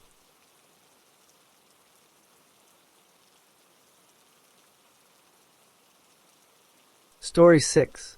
Linroy Bodison was born on February 28, 1939. No public record says exactly where he was born, but he grew up in Florida. His mother was a very religious woman. She believed strongly in God and the Bible. From the time Linroy was 7 years old until he was 9 years old, his mother forced him to read the Bible every day. She made him pray for long hours. She also took him to street corners and made him preach to people walking by. A young child preaching on the street was unusual, but Linroy did not refuse his mother. He followed her orders. As a teenager and young adult, Linroy continued to be involved with the church. He later called himself a minister. People who knew him said he was kind and caring. He was devoted to his church. He helped others. He did not show violent behavior during these years. In the summer of 1962, Linroy Bodison was 23 years old. One day he went to his church. He tried to kill himself inside the church building. He did not succeed. People found him and took him to a psychiatric hospital. Doctors at the hospital examined him. They said he had an acute schizophrenic episode. That means his mind was not working normally. He was seeing or hearing things that were not real. He stayed in the hospital for some time. Later, doctors said Linroy was a latent schizophrenic. That means he had schizophrenia that was not always active. Sometimes the symptoms went away, but the illness was still inside him. It could come back. Over the years, Linroy Bodison got into trouble with the law. In 1971, he robbed a bank in California. He was caught and convicted. He went to prison for that crime. He served his time and was released. After he got out of prison, Linroy returned to Florida. He got married.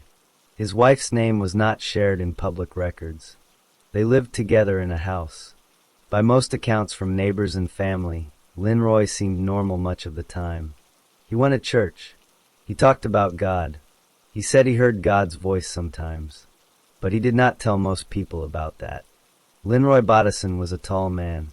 He stood 6 feet tall. He had brown eyes. His hair later turned gray.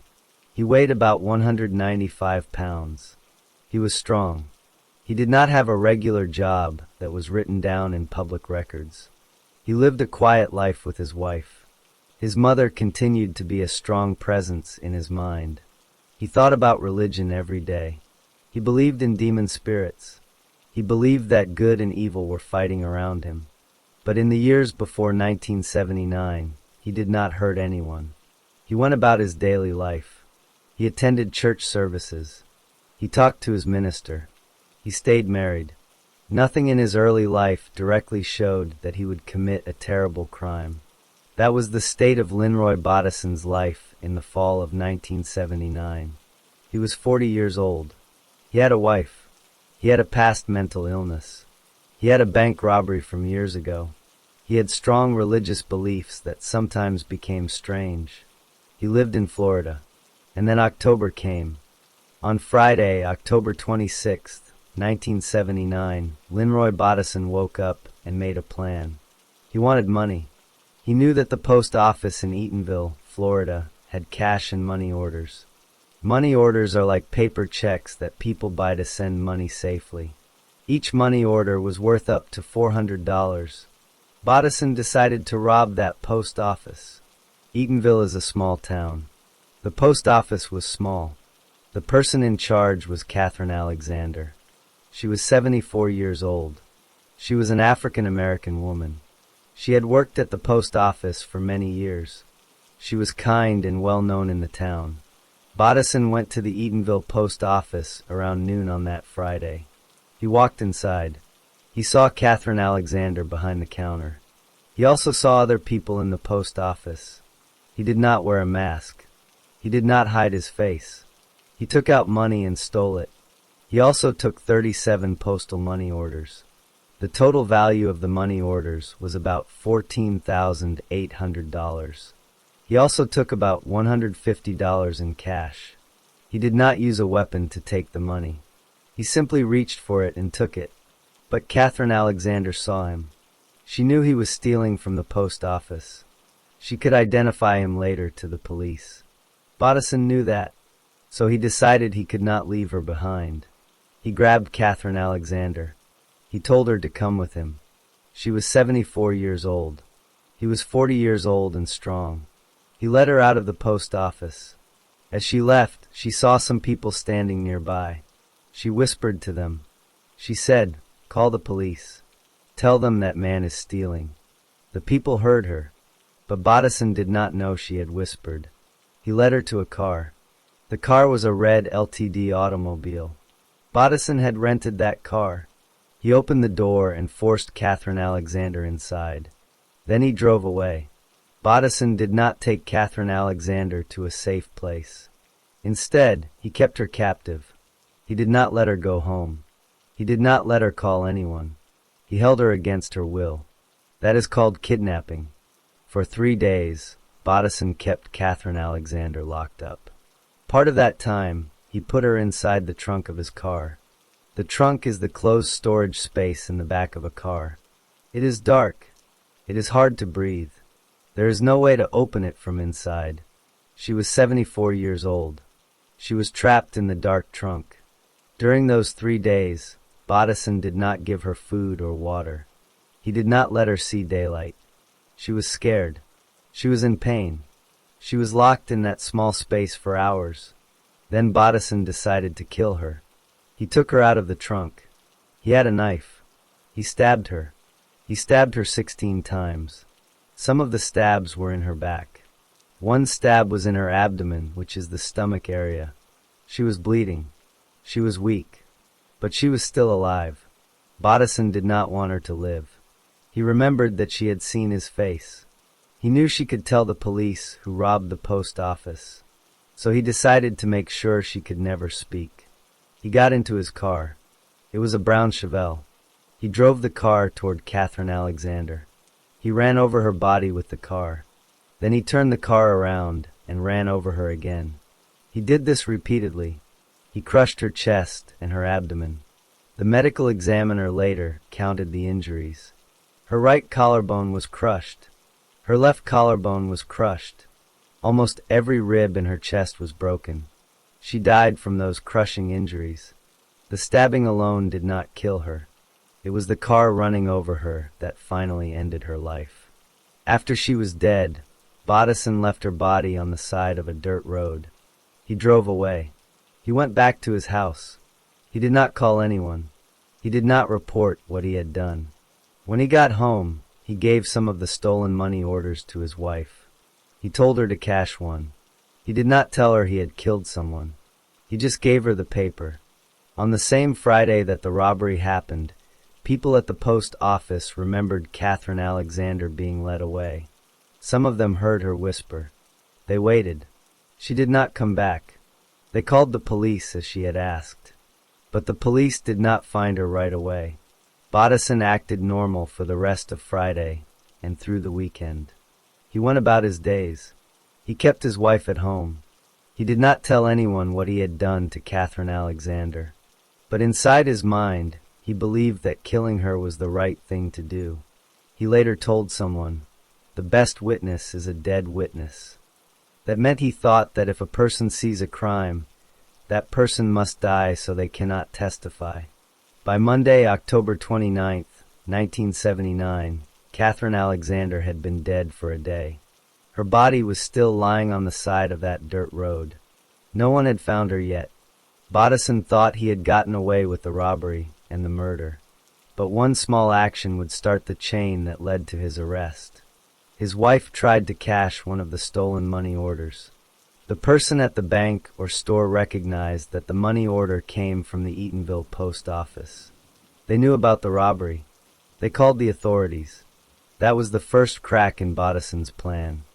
The moment Linroy Bodison's wife tried to cash one of the stolen money orders, the authorities were alerted. Postal inspectors are federal officers who investigate crimes involving mail and post offices. They learned that a money order from the Eatonville post office had been presented for payment. That money order had been taken during the robbery on October 26, 1979. The postal inspectors traced the money order back to Linroy Bodison and his wife. On Monday, October 29, 1979, the same day the money order was cashed, postal inspectors went to Bodison's house.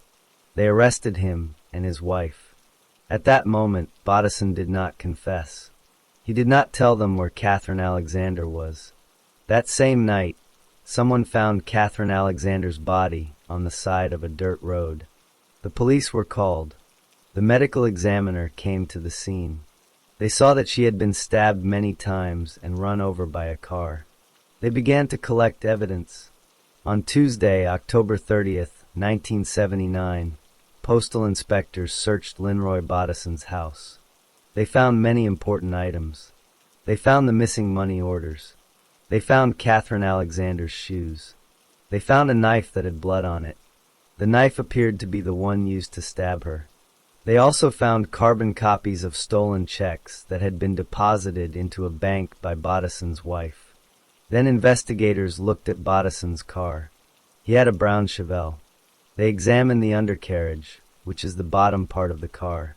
They found hair samples there. The hair matched Catherine Alexander's hair. They also found clothing fibers that matched the clothes she had been wearing. They looked inside the trunk of the car. They found a tip of a fingernail. That fingernail matched Catherine Alexander. The police also found the red LTD automobile that Bodison had rented. Witnesses were shown a photograph of that car. They identified it as the car they saw taking Catherine Alexander away from the post office on October 26th. Bodison was taken to jail. While he was in jail, he talked to another inmate. That inmate later testified in court. The inmate said Bodison confessed to the murder. Bodison told the inmate, "The best witness is a dead witness." He also said, "The old bitch had a lot of fight in her." Those were his words about Catherine Alexander. Later, Bodison confessed to his minister. He wrote a confession. In that written confession, he said, "Demon spirits had got on me." He also repeated that dead witnesses are the best witnesses. He gave that confession to the minister because he hoped for leniency. Leniency means a lighter punishment. But the confession was used as evidence against him. The case went to trial in Orlando, Florida.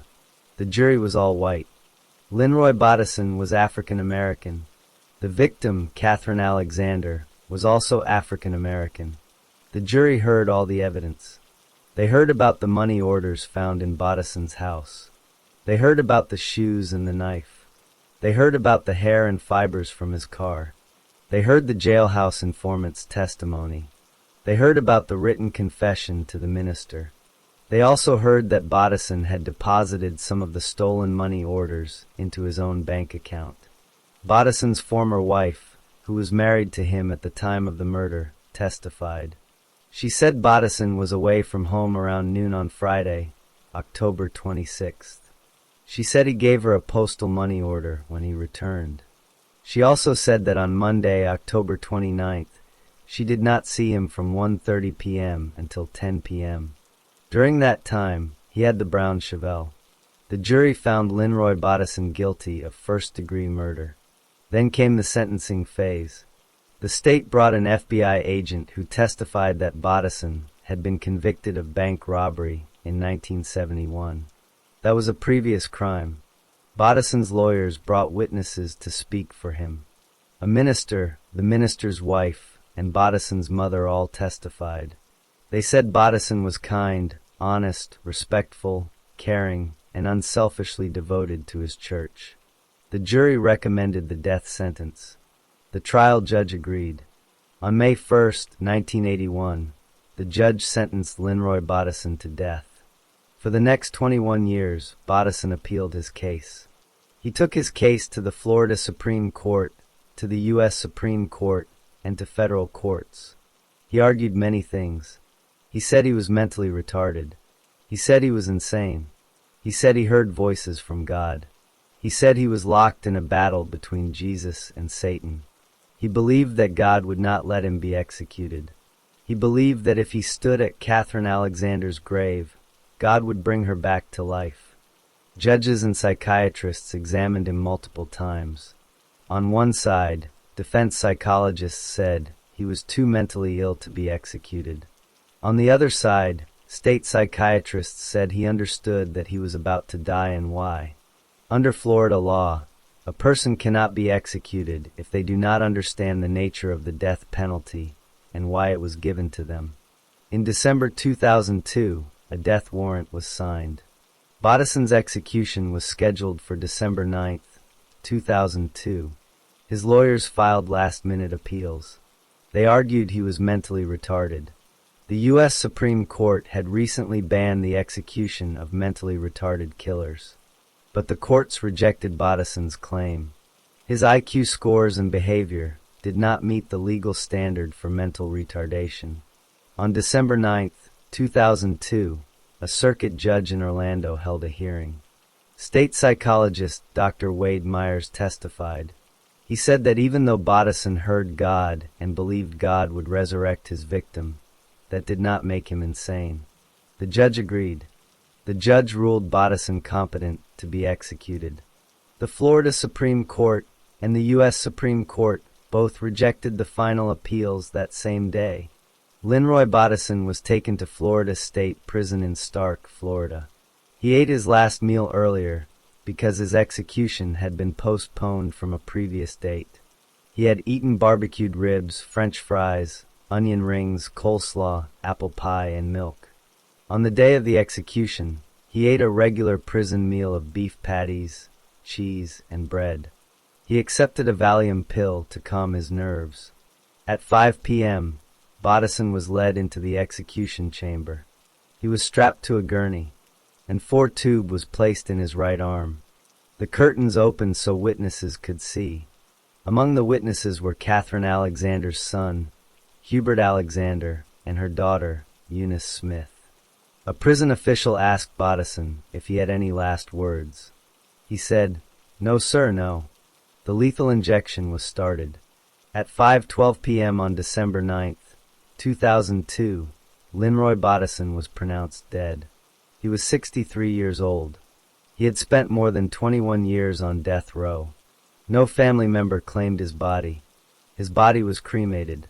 His ashes were buried in the prison cemetery outside the prison walls. Catherine Alexander's family felt relief, but not joy.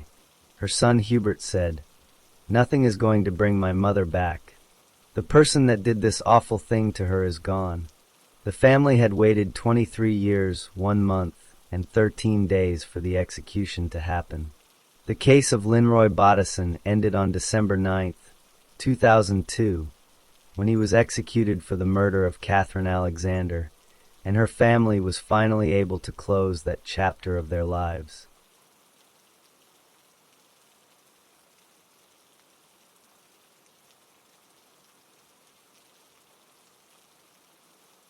Story 7. Desmond Keith Carter was born on October 15, 1967. His mother was only 17 years old when she had him. She was very young and not ready to raise a child. When Desmond was 3 years old, his mother moved away. She left him with his grandmother. His grandmother's name was Nadine Carter. Desmond also lived with his grandfather.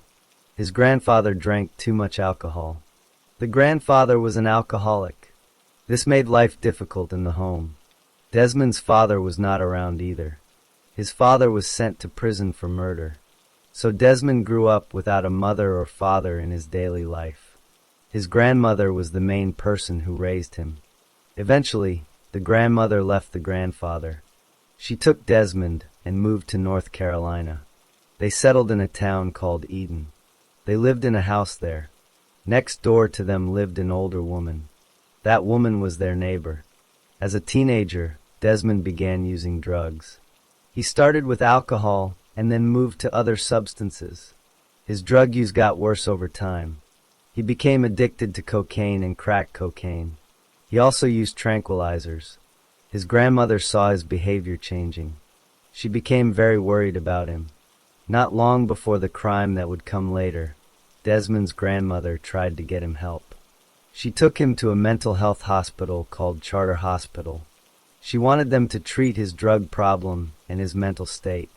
But the hospital said no. They refused to treat Desmond because his family did not have health insurance. They could not pay for the treatment. So Desmond was sent away without any help. Desmond had a criminal record before he moved to North Carolina. In March 1986, when he was 18 years old, he committed a serious crime in New York. He and 3 other men abducted a man named Darwin Neely. They forced the man into a car at gunpoint. They stole his money and his personal items. They held him as a hostage for a while. All 4 men had guns. Desmond was arrested for that crime. He pleaded guilty to second-degree robbery. He was sentenced to 12 years in prison. He served 4 years of that sentence. While in prison in New York, he behaved well. A counselor named Lucy Moriello worked with him for 11 years. She said Desmond had good conduct. He had no disciplinary problems in that prison. After serving 4 years, Desmond was paroled. He was released early from prison. He was allowed to move to North Carolina to live with his grandmother. He moved back into the house in Eden, next to the same elderly neighbor. Desmond did not have a steady job. He spent his time drinking alcohol and using drugs. He used crack cocaine often. He also took pills like Xanax, which he called Xanax. He would drink beer, wine, and bootleg whiskey. His drug and alcohol use took over his life. Desmond had a girlfriend named Denise Smith during this time. They were together around the summer of 1991. One day she asked him if he used cocaine or other drugs. He said no, but then he told her something strange. He said that if a person gets arrested, that person should say he was under the influence of drugs. He said that would help the person get a lighter sentence. This showed that Desmond already knew how to think about using drugs as an excuse. Desmond also had friends in the area. He would spend whole days drinking with them. One friend was named Jamal Price. Another friend was named Quentin Broadnax. They would go to different places in Reedsville and drink for hours. Desmond would drink more than 100 ounces of beer in a single day, plus wine and liquor. Desmond's grandmother continued to care for him. She let him live in her home. She tried to keep him out of trouble, but his behavior was getting worse. His drug cravings were strong. He would do almost anything to get money for more cocaine. Desmond had a half-brother named Tyrone Wallace. Tyrone was adopted and raised separately in Amherst, Massachusetts. Desmond did not know about Tyrone until many years later. They were not part of each other's lives during Desmond's childhood or young adulthood. Desmond was 24 years old in early 1992. He had no steady income. He had a drug addiction that controlled him. He had a prior conviction for a violent robbery. He had served time in prison, but it did not change his behavior. He had been refused mental health and drug treatment because he had no insurance. He lived with his grandmother and spent his days drinking and using crack cocaine. One day in March 1992, Desmond was very drunk and high on drugs. He wanted more cocaine. He did not have enough money. He started thinking about how to get cash. His next-door neighbor was an elderly woman who lived alone. He had done yard work for her in the past. She had been kind to him. He knew she kept money in her purse. Desmond made a decision. He went to the kitchen and took a large butcher knife from his grandmother's knife drawer. Then he walked out of his house and toward the neighbor's house next door. Desmond Carter walked out of his grandmother's house and went next door to the home of Helen Purdy. Helen Purdy was 71 years old. She was a white woman. She was 5 feet 2.5 inches tall. She weighed 119 pounds. She had cancer and arthritis. Her health was fragile. She lived alone. Family members and friends took turns checking on her because she needed help. It was very early in the morning on March 9th, 1992. The exact time was around the early morning hours before sunrise. Desmond had been drinking alcohol and using crack cocaine all day on March 8th. He had also taken tranquilizer pills. He was still under the influence of these substances. He wanted more cocaine, but he did not have enough money. He decided to ask Helen Purdy to lend him money. Desmond went to her front door. He was carrying the butcher knife from his grandmother's kitchen. The knife was about 8 inches long. Helen Purdy led him into her home. She knew Desmond as her neighbor. He had done yard work for her before. She had been kind to him. Once inside, Desmond asked Helen for money. At first, she agreed to lend him $5. Then she changed her mind. She told him he could not have any money. She started to walk toward her telephone. Desmond became worried. He thought she might call his grandmother. He asked her not to call his grandmother. Then Helen Purdy saw that Desmond had a knife. She became very scared. She tried to push him away. In that moment, the knife went into her body. But that was only the first wound. Desmond did not stop. He pulled the knife out and stabbed her again. And again. He stabbed her many times. Later, a doctor would count all the wounds. Helen Purdy had 13 cut and stab wounds on her body. She also had many smaller cuts and scrapes. The wounds were in many places. 2 cuts were in her right chest.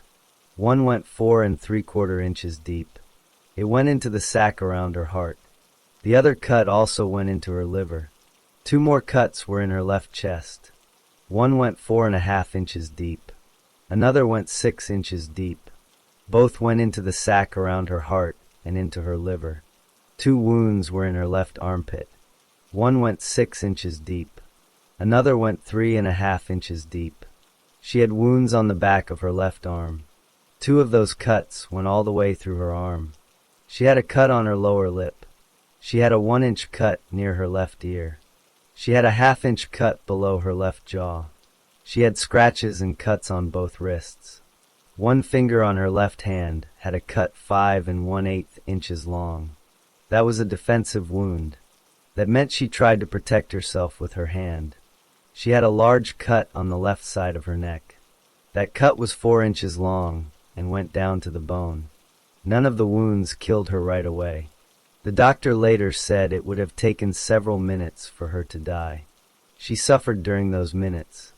During the attack, Desmond also hurt himself. The knife cut his left leg. He got a stab wound on his inner left thigh. The wound was 2 or 3 inches deep. He did not know exactly how he cut himself. He later said he pulled the knife out of Helen and then stuck it into his own leg. But he was confused about what happened. After Helen Purdy was dead on her living room floor, Desmond took money from her. He took $15. The money was near her telephone. He left her purse open on her bed. He took the money and left her house. Then he used the $15 to buy crack cocaine. He smoked the cocaine while Helen Purdy's body lay on her living room floor. After that, Desmond threw the butcher knife into a field next to his house. He did not try to hide it carefully. He just threw it on the grass where it was easy to see. Later that morning, around 8:30 a.m., Desmond went to Moorhead Hospital. He had a towel wrapped around his leg. He told the hospital workers a different story. He said 4 white men had attacked him the night before at a car wash. He said they stabbed him in the leg. A worker named Mary Hurdle was on duty. She smelled alcohol on Desmond, but she noticed he did not seem drunk. His speech was not slurred. He did not seem to be in pain. He gave clear answers to questions. An Eton police officer named Mark Joyce also saw Desmond at the hospital. Desmond told the officer the same false story about 4 white men attacking him. The officer smelled alcohol too. But the officer also thought Desmond was not impaired. He could walk and talk normally. Later that same day, Desmond was arrested on another charge. He was taken to the Rockingham County Jail. He was in jail on March 10, 1992, when detectives came to talk to him. Meanwhile, Helen Purdy's family became worried. On the evening of March 9th, her sister-in-law, Chuther Morris, tried to call her all day. No one answered. Around 9:15 p.m., Linda Purdy, Shirley Gray, and Ralph Carter went to Helen's house. They found her dead on her living room floor. She was lying in a pool of blood. The front door was unlocked. The rest of the house looked normal. There was no sign of a struggle. In the bedroom, the bed covers were turned back as if someone had been lying on the bed. Helen's purse was open on the bed. The police were called. A detective named Greg Moore was assigned to investigate the murder. He had already seen Desmond at the magistrate's office on March 9th. He knew Desmond lived next door to the victim. He also knew Desmond had a knife wound on his leg. That made Desmond a person of interest. Desmond stayed in jail after his arrest. He did not know that the police had found the butcher knife in the field next to his house. The knife was in plain view on the grass. No one had tried to hide it. The blood on the knife would later be tested. It matched Helen Purdy's blood type. Nadine Carter, Desmond's grandmother, would later identify the knife as one from her own kitchen. On the morning of March 10th, 1992, Detective Greg Moore and Agent James Bowman from the State Bureau of Investigation went to the Rockingham County Jail. They wanted to interview Desmond Carter. Desmond was already in jail because he had been arrested the day before on a different charge. The 2 officers sat down with Desmond. He first told them the same false story. He said 3 white men had jumped him on March 9th around 4:30 or 5 a.m. He said he had been drinking with friends named Quentin Broadnax and Jamal Price. He claimed he was too drunk to defend himself. He said one of the men stabbed him in the leg when he tried to kick him. During this first interview, the officers were told that Desmond had a doctor's appointment at 9:45 a.m. Before he left for that appointment, Desmond signed a paper. The paper gave permission for the police to take a sample of his blood. They drew his blood for testing. After the doctor's appointment, Detective Moore and Agent Bowman interviewed Desmond again. Before they started the second interview, they told Desmond something important. They told him that a butcher knife had been found in the lot next to his house. The knife was in plain view on the grass. When Desmond heard this, his story changed. He decided to tell the truth. He confessed to the officers. He told them that he went to Helen Purdy's home in the early morning hours of March 9th. He said he had been drinking and using cocaine. He wanted to borrow money from her. He said she let him in and first agreed to lend him $5. Then she changed her mind and said no. She went toward the telephone. He asked her not to call his grandmother. She saw his knife and became excited. She tried to push him. He said the knife went into her during that push. He said he pulled the knife out and then stuck it into his own leg. He said he did not know how many times he stabbed her. He admitted taking $15 that was near the telephone. He used the money to buy cocaine. Then he threw the knife into a field next to his house. The police arrested Desmond for the murder of Helen Purdy. He remained in jail while the case moved forward. Denise Smith, Desmond's former girlfriend, came forward to testify. She told the court that in the summer of 1991, she asked Desmond if he used drugs. He said no, but he told her that if a person gets arrested, that person should say he was under the influence of drugs. He said that would get a lighter sentence. After Desmond was arrested for Helen Purdy's murder, Denise visited him in jail. While she was there with another detainee, Desmond made a comment about going to a mental health appointment. The other detainee made a sound like the Twilight Zone theme music. Then Desmond said, "Man, I'm not crazy." The case went to trial in Rockingham County Superior Court. The trial took place in 1993. Desmond was too poor to hire his own lawyer. The court appointed a lawyer named Doug Hucks to represent him. Another lawyer also helped. Doug Hucks would later be reprimanded by the state bar for making demeaning statements about a client in the press and for charging too much money. During the trial, the prosecutors presented the evidence. Dr. Robert L. Thompson, the forensic pathologist, testified about the 13 stab and cut wounds on Helen Purdy's body. He explained that none of the wounds killed her instantly. She took several minutes to die. Lieutenant Walter Johnson testified that the knife was found on the grass in plain view. Nadine Carter, Desmond's grandmother, identified the knife as coming from her kitchen. The prosecutors also brought up Desmond's prior crime. Darwin Neely, the man Desmond robbed in New York in 1986, testified. He told the court that Desmond and 3 other men abducted him at gunpoint, stole his money and belongings, and held him hostage. The court also saw a certified copy of Desmond's guilty plea to second-degree robbery in New York. He had served 4 years in prison for that crime. Desmond's lawyers presented their own evidence. They called friends Jamal Price and Quentin Broadnax. Both said they saw Desmond drink large amounts of alcohol on March 8, 1992. They did not see him take drugs, but they were not with him the whole time. Desmond decided to testify in his own defense. He told the court he drank beer, wine, and bootleg whiskey on March 8th. He also took a $25 bag of powder cocaine, a $20 rock of crack cocaine, and 2 Xanax pills. He said he wanted to borrow more money, even though he already had $50 or $60 on him. He wanted as much cocaine as possible. He repeated the story he told the detectives during his confession. Dr. John Warren, a clinical psychologist, testified for Desmond. Dr. Warren said Desmond had a low average IQ. He had a borderline personality disorder.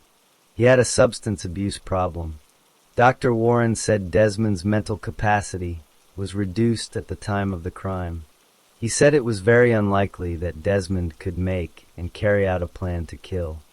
Desmond's lawyers did not argue that he was innocent.